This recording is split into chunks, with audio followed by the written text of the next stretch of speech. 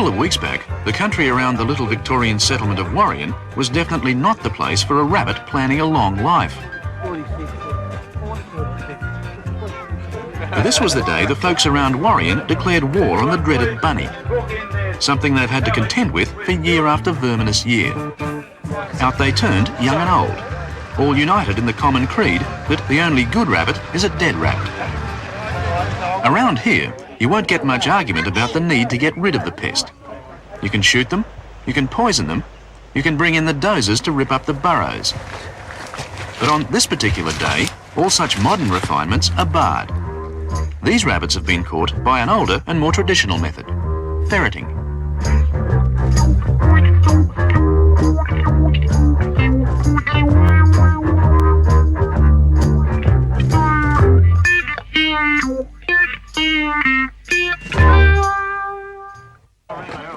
It all began earlier in the day on the cold, stony ridges around Warrion. It was planned like a military campaign. Local properties mapped out, farmers consulted, and the ferrets raring to go. And if you didn't happen to own a ferret, well, there was a chap here who'd even rent you one. Thanks very much.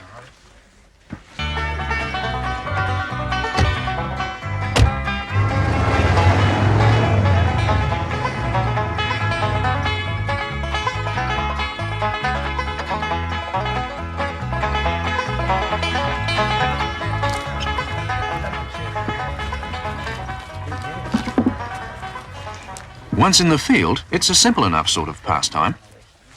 The first job, of course, is to find a burrow. And around this country, that's about as difficult as finding a politician in Parliament House.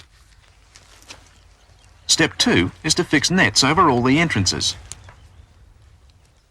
And step 3, insert your ferret. Then sit back and wait. Well, as soon as they're big enough to put down the burrows, we usually put an old ferret down first and then shove the young one down behind. And, well, they probably follow the old one right to where the rabbits are and get a smell of rabbit blood. Ray Theodore has been handling ferrets since he was a boy. He now finds them a useful management tool on his farm. Oh, yes, a big help, really. And, you know, the more ferrets you can get in, naturally, the more rabbits you get rid of. And especially this time of year when they're breeding, it's got rid of, you know, a lot of the doe rabbits, which is good. Underground, at least one ferret is doing its job.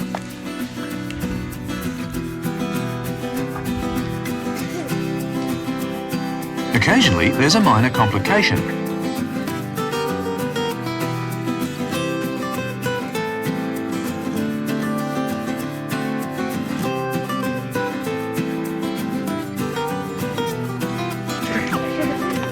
But in the end, it's another win for the ferret. Don't get another rabbit.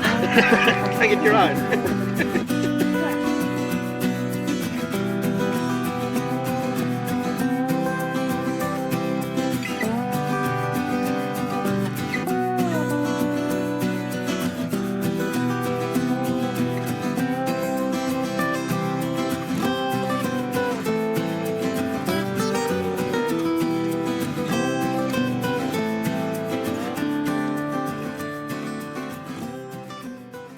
Thanks, George. All right. Thank you. Ready? On your mark. Ferrets above your head. Get set. Go! Get him in there, mate. Go, Tommy. What?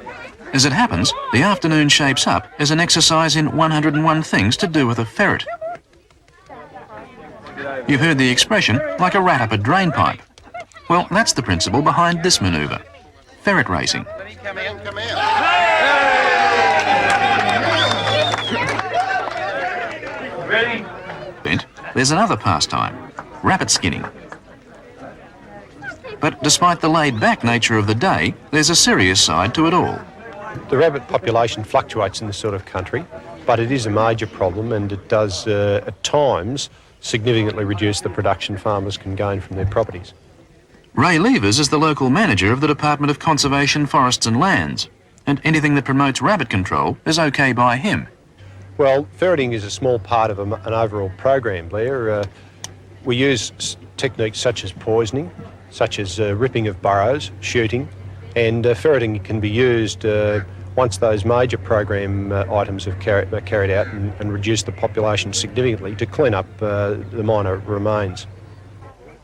At day's end, the grand tally is just on 500 bunnies, many of them breeding females whose progeny would emerge to ravage local pastures in the spring. It's an effective result for what was essentially a day of fun. So much so, in fact, that it's now almost certain to become an annual event. Well, there you go, folks, from Warrion and Dreeite, a blast from the past. There's a few faces there. Some people, I'm not sure who they are, but there's a lot of people there that I really do know. Just a little remembrance, a little reminiscing from the days far gone when there was a lot of rabbits around. There's not so many now. Anyway, good to see the guys from Warrion and the people that turned up at the Ferret Day, and see if you can put some names to all the faces you see there. Cheers guys, enjoy it and have a great life. Bye.